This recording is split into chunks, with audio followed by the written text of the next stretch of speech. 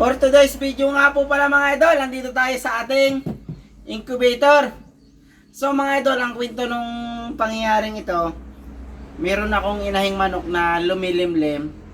So, pag tumalon siya ng pugaran, may dala siyang mga itlog na tinutukan niya, binabasag niya. So, may natirang ilang piraso pa. Transfer ko po dito sa incubator. Ngayon po, ay napansin ko may sisiw na. Kaya ang pangyayari, bali dalawa lang po yung ano niya, nakita kong sisiw. Ito po, malalaki na, yan. Dahil hindi po magkakasabay-sabay yung pangyayari nito, dahil i-check pa po natin yung iba. Dahil ito po tarang tatlong inahin ang nangyari dito. Check natin kung may similya pa.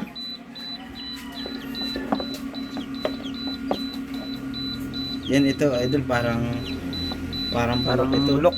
Bulok ano? Bulok. Kakaiba. Bulok. Ito maitim.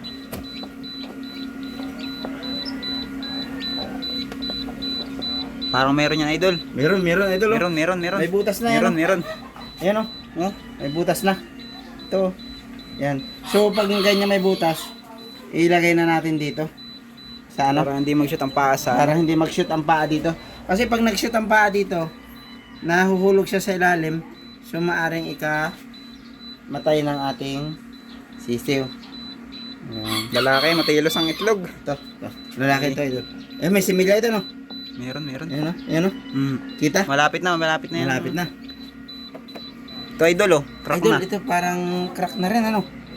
So, Malapit na. kunin na natin mga idol itong ating dalawang unang pumisa. Ayan.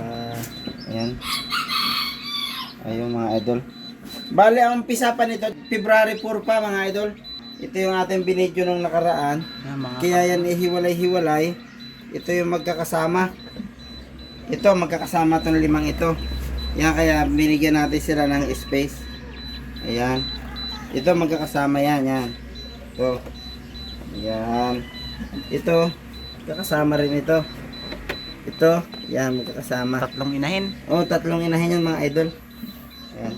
Kaya, ayan, may pisa na tayong dalawa mga idol. Idol. Golden boy yan mga idol, oh. Golden boy. Ganda yan, oh. So, itong isa mga idol. Ay, bulak mga idol. Bulok na, oh. Kumakalog. So, hanggang dito na lang po mga idol.